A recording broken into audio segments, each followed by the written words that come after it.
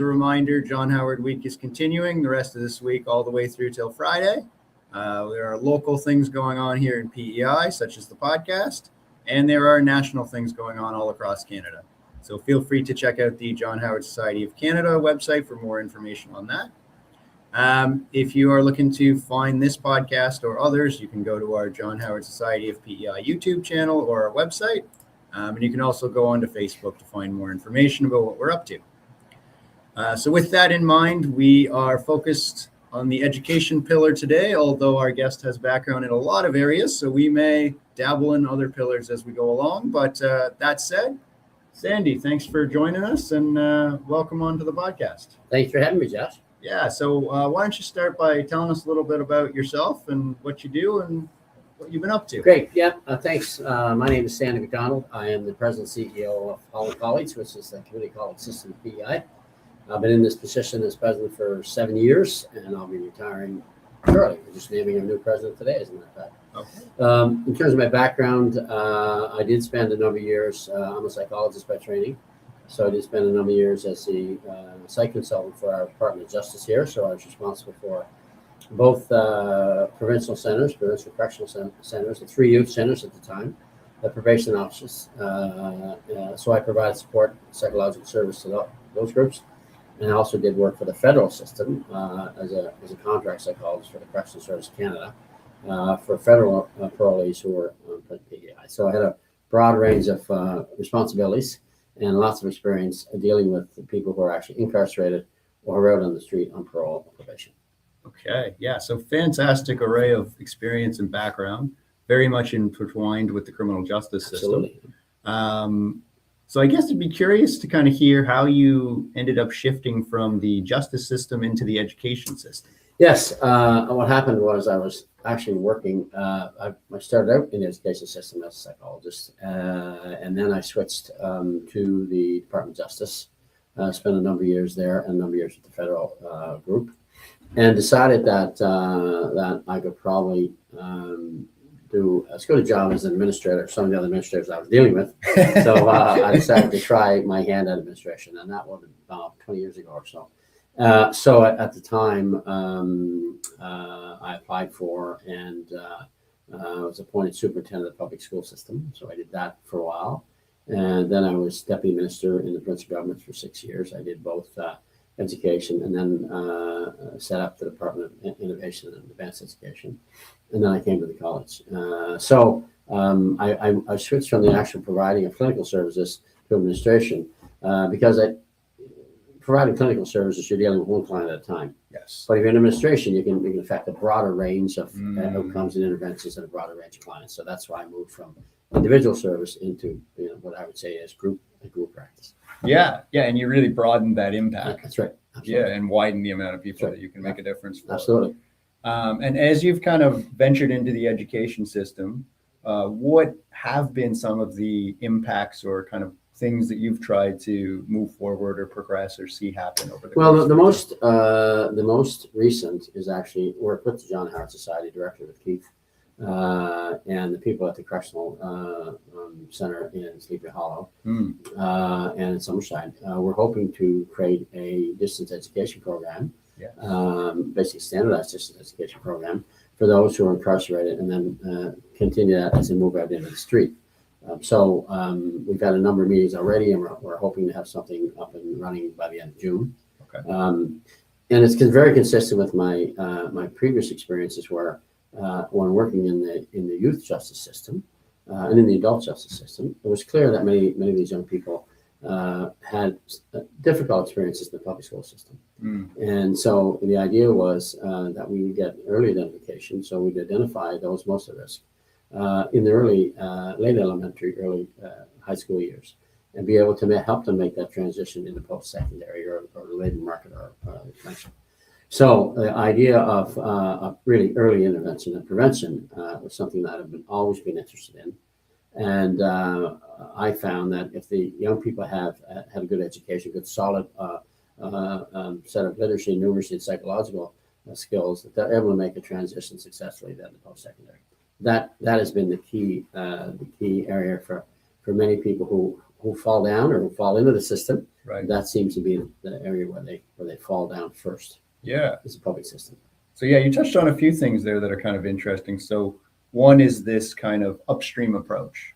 So let's kind of get to folks while they are struggling, Absolutely. while they are young, while they are kind of in the process of building some of these habits and building some of these skills, to try to set them up for future success. Absolutely. If you're working in the public school system, you go talk to the elementary school teachers, grades kindergarten to 4. Yeah. The veteran teachers I've seen literally thousands of kids. Right. And they're probably as accurate as any assessment tool you would have.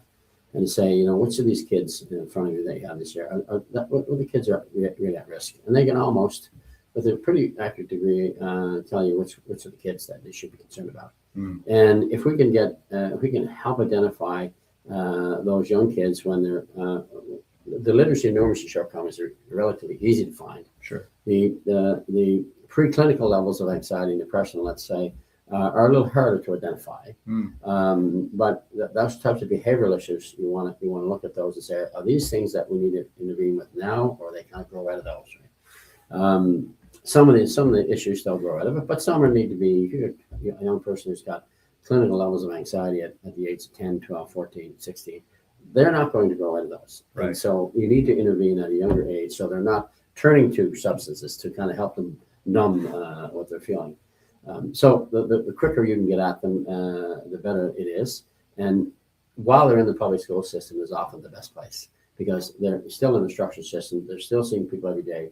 And you can compare and contrast how they're doing with other kids. So that's the time to really make the identification and to get those supports in place prior to them going out into the community at 17, 18, 19, or 20, ill-equipped to make the next choice in their life. Yeah.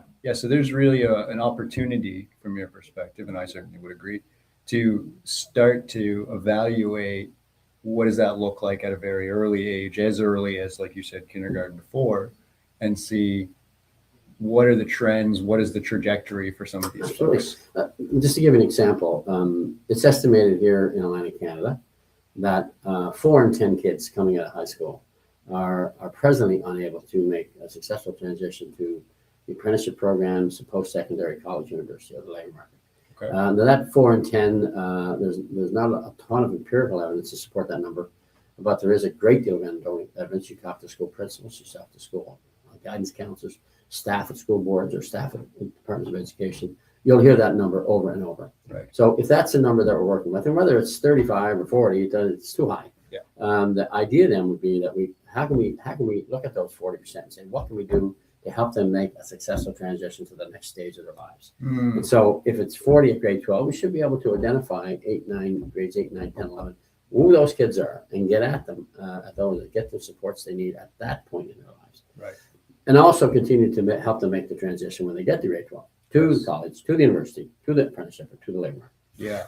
Yeah. So historically, the approach might have been wait until they're 17, 18, 19, notice that now it's not going well in terms of successful transition, and look at possible resources or supports, versus the new mentality and the way you're describing it of let's try to reduce that 35 or 40% by getting to them earlier, recognizing kind of the warning signs and seeing how can we build in some supports along the way.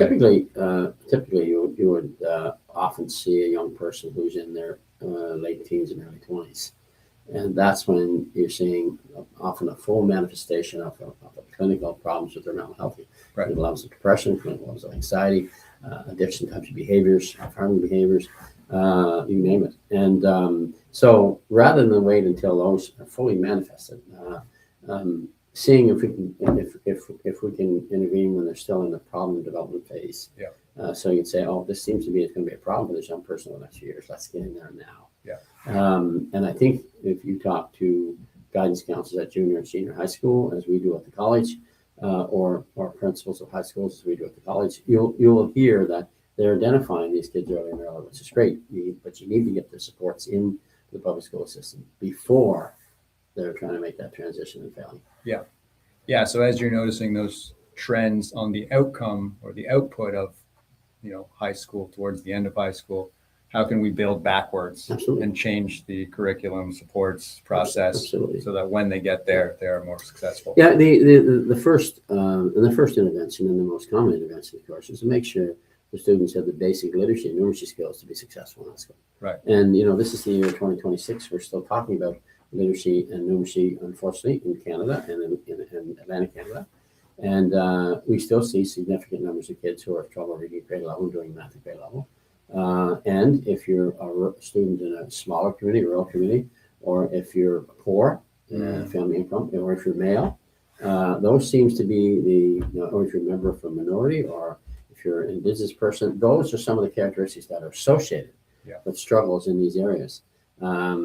We've also seen since COVID an issue with attendance in school, where some young people don't feel like they can attend school, so they're missing a lot of time. It's a problem right across Atlantic Canada. And if parents are working from home, obviously the student feels more comfortable staying home.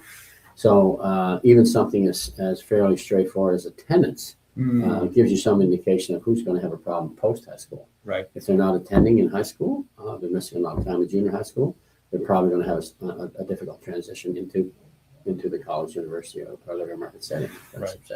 So we can see the groundswell, and I think since COVID, we've heard tell of young people or people having long COVID.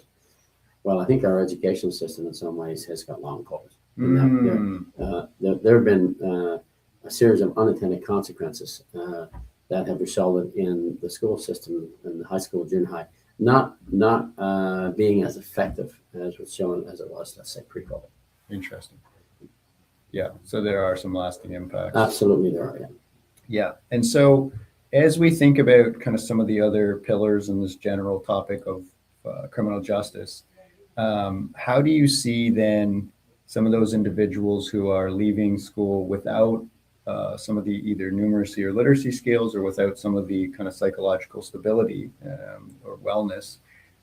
How do you see that kind of setting them up on a trajectory where things like homelessness, substance use, mental health, criminal justice, those factors then start to come into play? Well, if you look at your 5 pillars, I'm going to put aside housing for a minute, which we can talk to in a sec, but look at employment and education, which are inextricably related. For sure. So you're coming out of high school.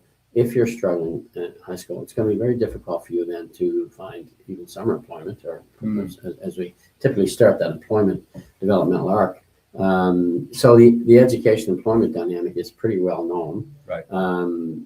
If you're suffering from, or beginning to suffer from, clinical levels of, let's say, anxiety, which is very common, it's going to be hard for you then to go to school, to stay in school, to work your way through school, whatever the school would be, to get to employment. And so that interaction between physical and mental health and education has significant impacts, of course, on employment. To get a job, to stay in the job, to thrive in the job, you need to be resilient to deal with the everyday ups and downs of life, to have the literacy, numeracy skills to be successful, to have the social skills to interact with your fellow employees, and to have the psychological flexibility or resilience to deal with the ups and downs of everyday life. If you don't have those 4 skill sets, you're not going to adapt very well to what's happening in the workplace.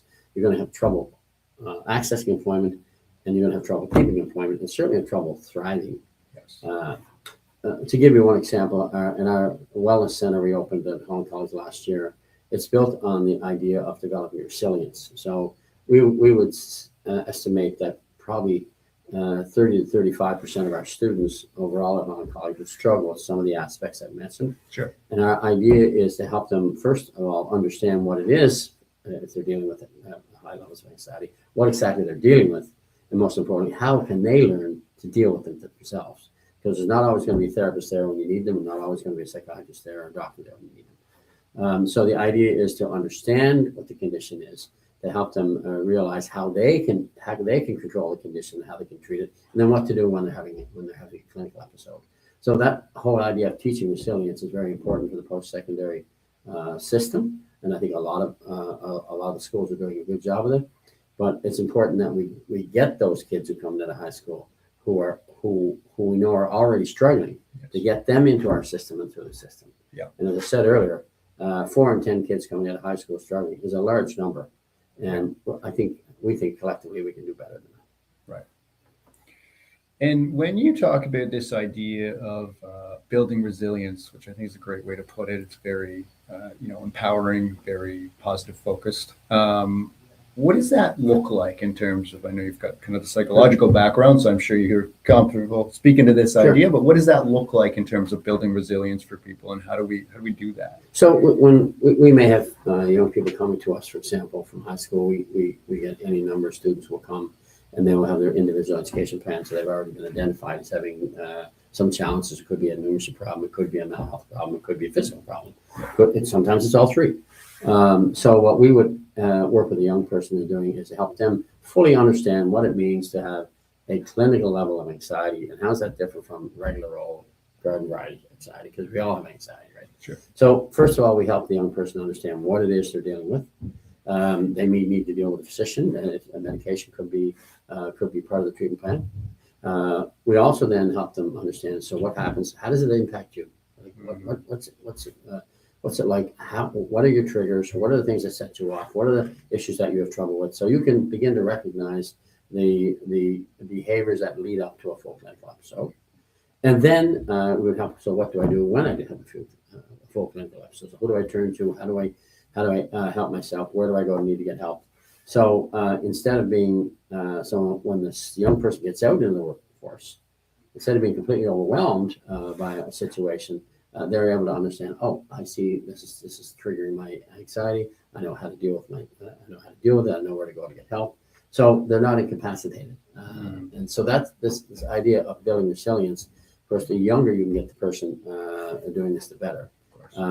But it doesn't mean you can't develop it at a later age. So it is about understanding what you're dealing with, recognizing the trigger situation, and recognizing what's happening with you, and knowing how to deal with your own issues and how to get help. Yeah. So that's how you develop resilience over a period of time, because at the end of the day, regardless of your condition, you need to understand and take control over the things that you can control, and then to get help for the things you can't control. Right. And that's really what resilience is about. Yeah, and it speaks to that idea of adaptability that you Absolutely. touched on earlier. Absolutely. Right? Recognizing that there will be stressful situations, there will be challenges Absolutely. and triggers.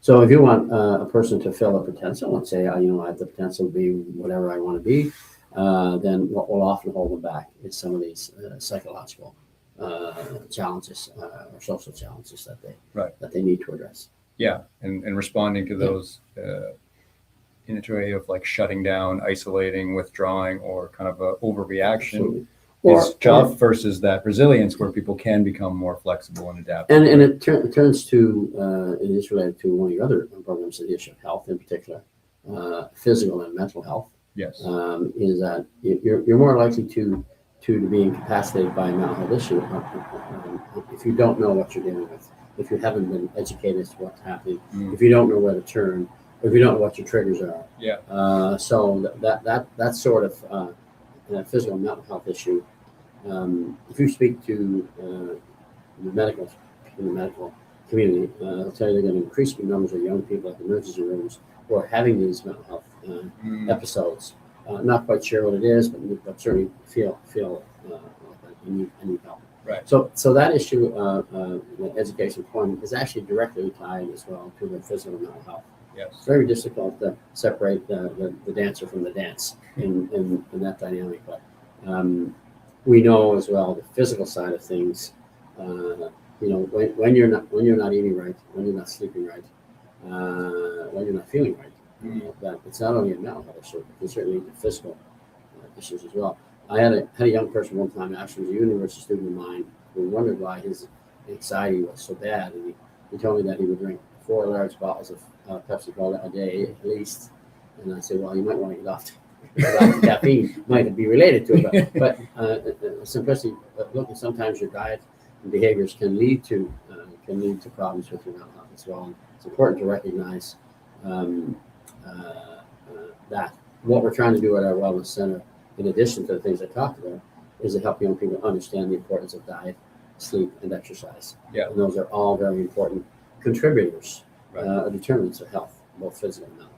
Yeah, and that all kind of fits under that umbrella of self-care. Yeah, so we have a new program. We have a psychologist, Greg, and Sean, two of the guys that work with Murray McGinnis, who leads our wellness initiative. And one of the projects they came up with just this past year is a program where people can learn how to cook. So instead of simply giving people food, which we do in our food bank, people now can join a group where we give them a package of food and cooking instructions, so they can make meals for themselves. And so it's this whole idea of autonomy, independence, and resilience. Yes. So people can realize, so I don't have to eat for food all the time. I can actually learn how to cook for myself. So that the packaged food comes not only with the foodstuffs, but also with the recipes and how to cook. And so the young person can then cook a meal for themselves, leftovers for another meal, and they're learning this independent, this important to use food the way it's supposed to be used, and not simply eat because I can't. This is the best I can do. Right.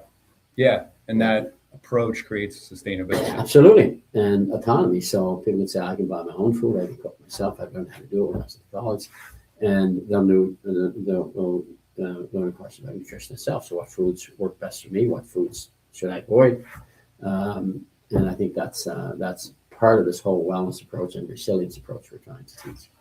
And I think you've touched on something interesting that I'm certainly passionate about, is that this idea of education has kind of historically referred to an academic approach, and now we're kind of recognizing the importance of education in other life areas, and that's not to diminish the importance of the academia that folks are obtaining and learning about, but to recognize that people need more than just that. Oh, I think, and given that now that we have unlimited amounts of information at our fingertips, the downside of that is, are you sure the information you're getting is helpful to you? So the education is not about content.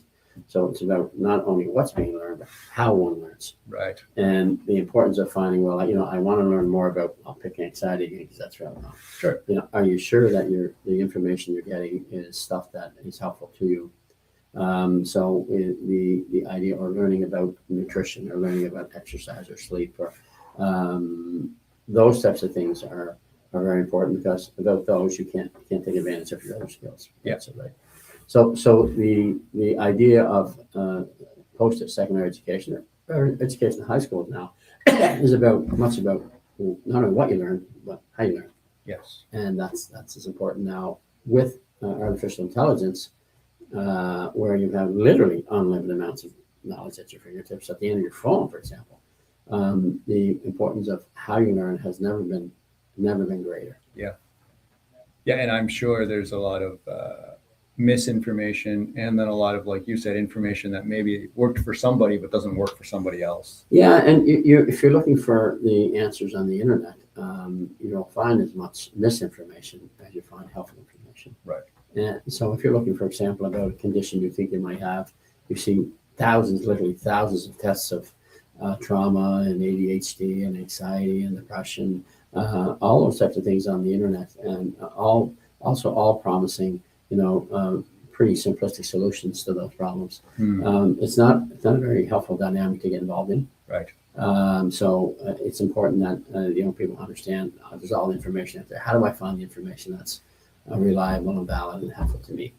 Yeah, and I think that's an important distinguishment of like the benefits of AI and some of that accessibility around, like how to change a tire, how to change a light bulb, like some of those practical things, versus some of those humanistic things that you're talking about, of managing anxiety, building relationships, building resilience. I think there's and Josh, that's a good point. I think there's another point to AI as well, that in the traditional relationship between a learner and a teacher, let's say, sure, the teacher holds all parameters. So what's taught, how it's taught, what materials and supplies we use, how it's evaluated, traditionally rests with the teacher. Right.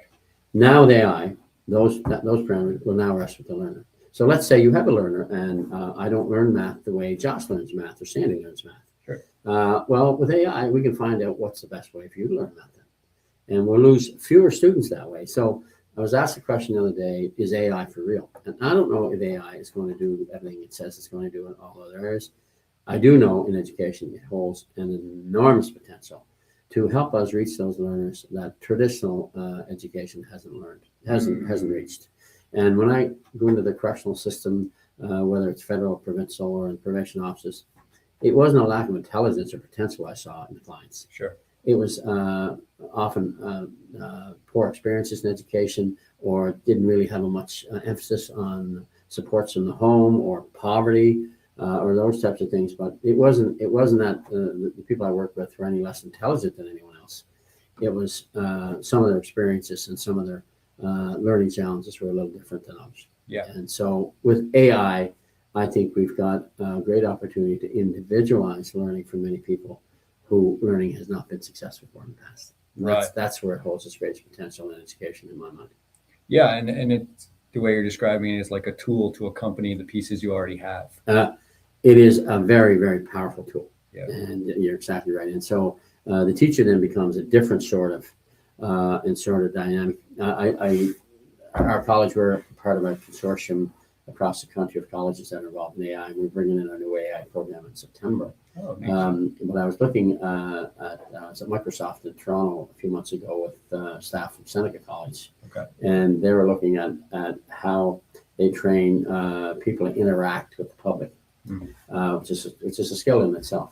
And it was quite interesting to see how the person who was being trained could act as an avatar, and then the person, the client will come in, and they could make the client difficult or friendly or or dishonest or what have you, and the avatar would be asked to treat them, and then together the instructor and the student would rank the avatar, who was the person, right, the performance, and say they did this well, they couldn't. So it was a joint learning exercise, not simply a teacher instructing a student. Yeah. And that's where AI has its greatest potential as a learning instrument, is bringing together the learners and the instructor, so it's a joint issue. And then you're more likely to reach a person's full potential. And that's really where the promise is in AI, I think. Yeah, and I think that's really interesting, because in the training I do, the thing I've noticed over the years of doing training is that when it's experiential is when it's most effective. Absolutely. And people really then resonate and can tie in the concepts and the content with the experience of what that's like. And so that to me sounds a lot like it's got a similar vein. To, right? to your point, if you're teaching a concept and the person you're dealing with is not really getting it, that's happened sometimes. You say, well, let's find another way to teach it. AI can give you 6, 7, 8, 9, 10, 12, 20 ways to phrase that concept, 20 ways to put a graph or some visual. And so you find a way that this works for this particular learner. Yeah. And so the idea that we individualize learning, which has always been kind of, we talk about it, but it's not really done very well. With AI, it actually can be done. You could actually, in the future, you'll have a room full of learners, say 30 learners. You'll be able to put a headphone on them and be able to see, well, how many are getting it, why they're getting it, what I can do to adjust my instructions so they all get it. Right. So now that's not very far away. But it really holds a great deal of promise for some of our clients who go through John Howard, who certainly have the intellectual ability, but school didn't work for them for whatever reason. Yes. So how do we get at what will work for them? Yeah. I mean, if you worked in the addiction field, I think we've all worked with people who are addicted to substances. Sure. And everybody's got a different story. Yes. Lots of people, and addiction doesn't play any favorites. Nope. There's poor people and rich people. There's people who are somewhat limited. Some people are incredibly brilliant, and everybody in between.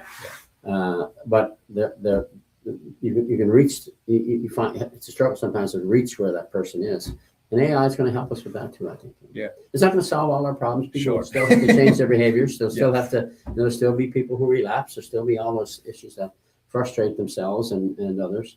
But this is going to be a powerful tool to help us deal with those lines. Yeah, and it makes a lot of sense, because one of the most challenging things can be to be generative and be creative. And so when you use AI for that, it takes care of a lot of that generative process, and then you can still focus on the delivery piece. Yeah.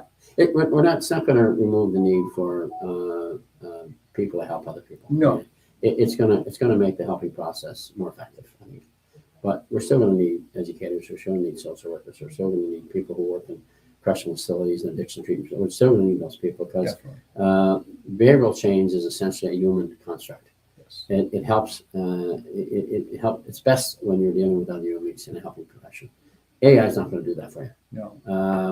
It will help, but it's not going to be the panacea. So now we're not going to have any more addicts or any more people in jail. That's not going to happen. No, that interpersonal conversational piece between two people, Sure. it's irreplaceable. And if you look at the correctional systems, whether they be prisons or jails, county jails, or federal inmates or correctional centers for youth, the biggest change factor in those places is the relationship between the people who work there and the people who are sentenced there. Right. And I've been in ones that the culture is kind of wonderful. You see lots of good things happening. Still lots of tough issues. And I've been in others that the culture is not so great. Yeah. And you look at that and say, what makes a difference in the two cultures is the people. Yeah. And some people make wonderful. I said this when I worked in corrections. Some people make actually wonderful correctional officers. I'm thinking of some right now, and some probably shouldn't be in the job. And I probably say that about any profession or any occupation. I would agree, and I think in this field that, like you said, the predominant maybe misconception sometimes is it's actually more about the helper than the helping. And yes, that's what I think people kind of forget. It is. I remember how I ended up in our correctional center the first time was I was working in our Richmond Health Center, which is a mental health clinic here in Toronto, and they were bringing people in from the Provincial Correctional Center in shackles. And now we're in ankle shackles. Now you're sitting in the mental health clinic and you're hoping to get some help for your anxiety or depression. Not helpful. I had a guy sitting right next to you who's hand and feet. And I would say to the center director, a guy named Dave Henry, great guy, very smart guy. I'd say, why are we doing this? He said, well, why don't we send people out there? He said, well, why don't you go out? I said, okay. And that's how I ended up going out. And I felt that it was much more impactful treating people where they were than having them come into where we were. Right.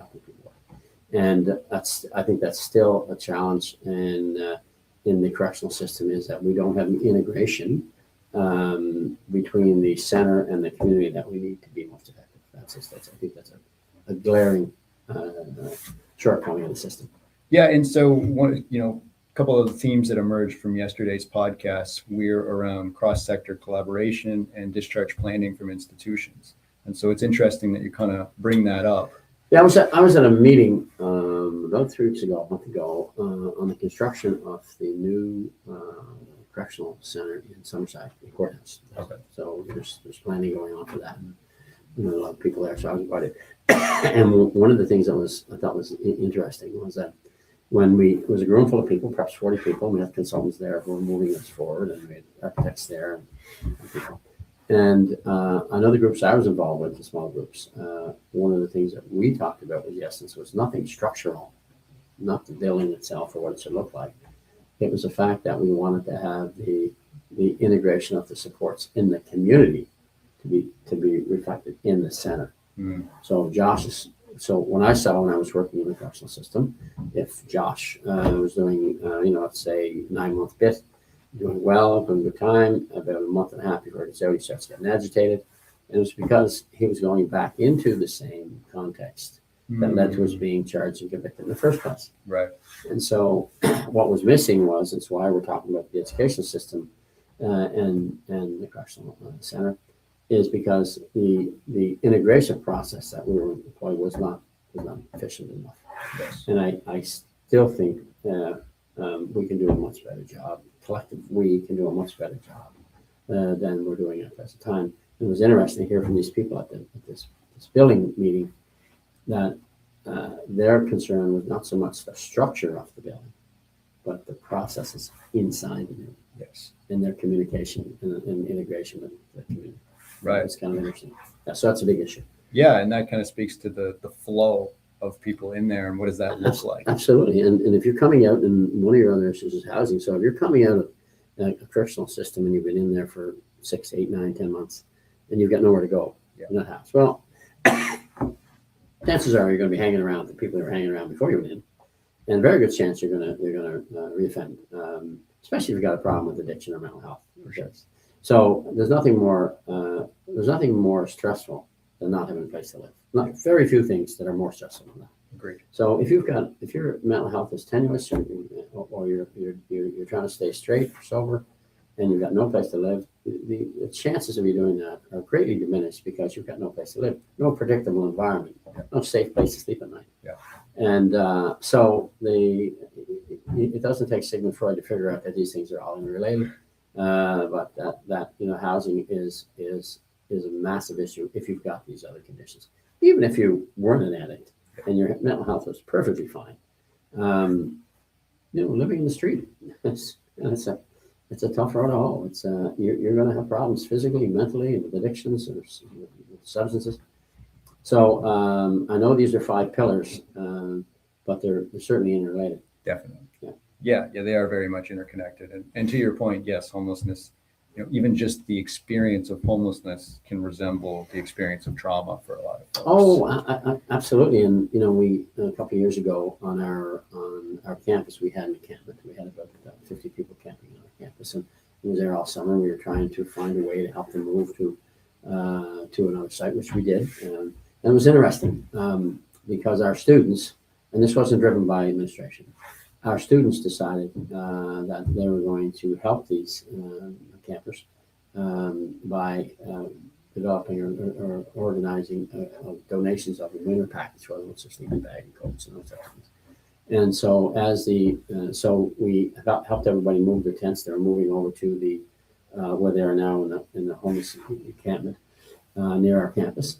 So they were given each of the people a winter package, and that was done to the generosity of our students who raised the money themselves to do that sort of thing.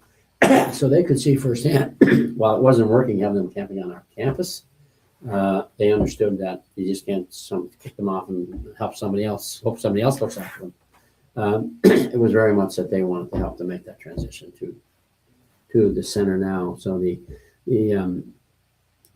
where they're housing, the housing center now, which is about 100 yards off our campus, right, is actually run by an individual I worked with at the correctional center. He was a phenomenal guy. Neat. Yeah, and that's so cool to see that the students were able to recognize the humanity of that person, those folks, and say. Well, it's an interesting point you use, humanity, because when I walked through this encampment, I grew up in the city here, and a number of these people I knew when I was a kid, right. Some of the other ones I worked with when I was working in the system, and there's for every individual there was a very, very, very difficult story going on.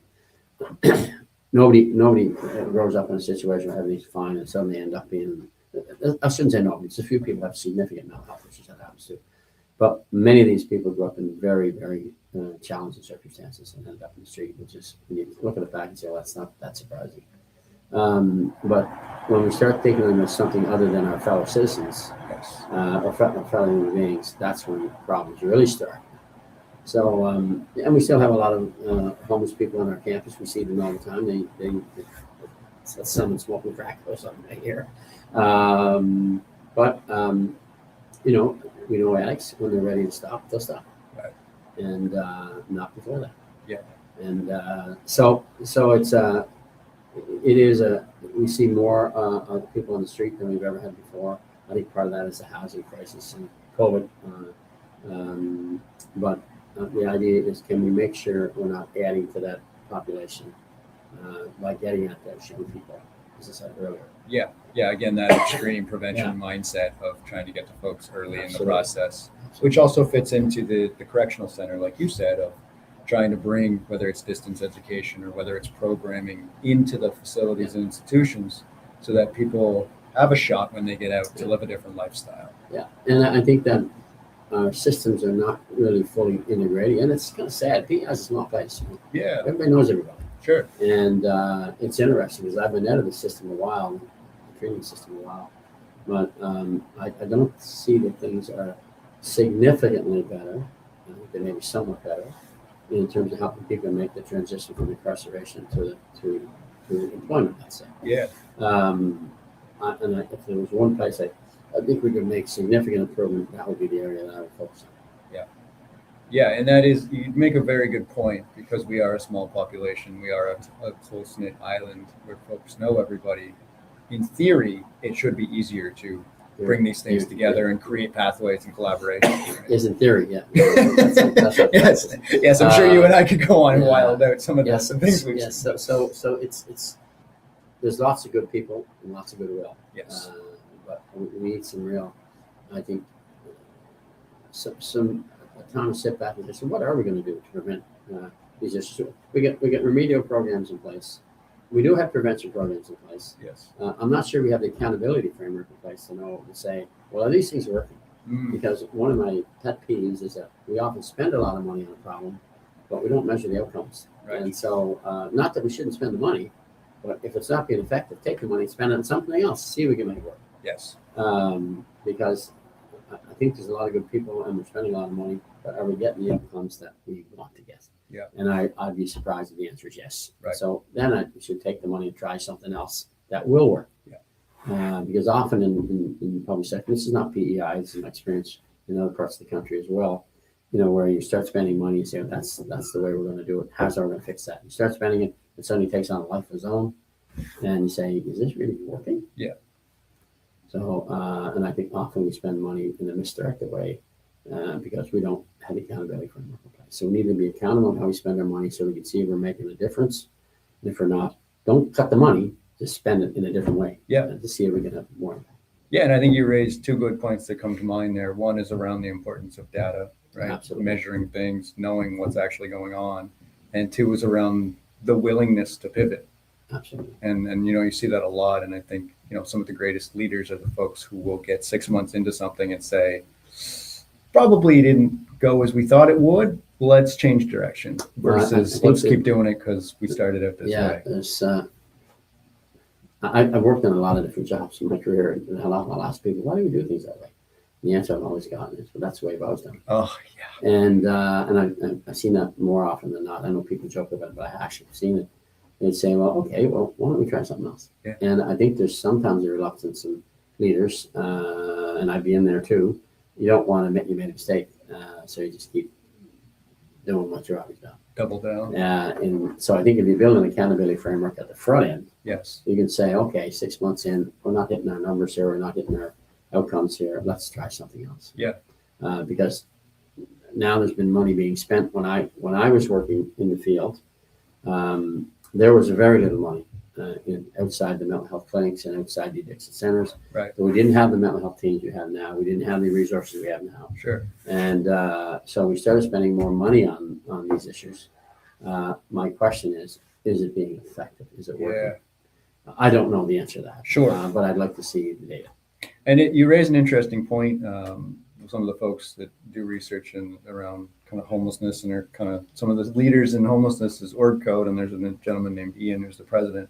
And when I had gone to one of his workshops, one of the things he questioned was, is it a lack of resources or is it a mismanagement of resources? Absolutely. And that's kind of what you're bringing up. For me, if you're going to spend a nickel of the taxpayers' money, there should be three things you should understand. What are we trying to accomplish?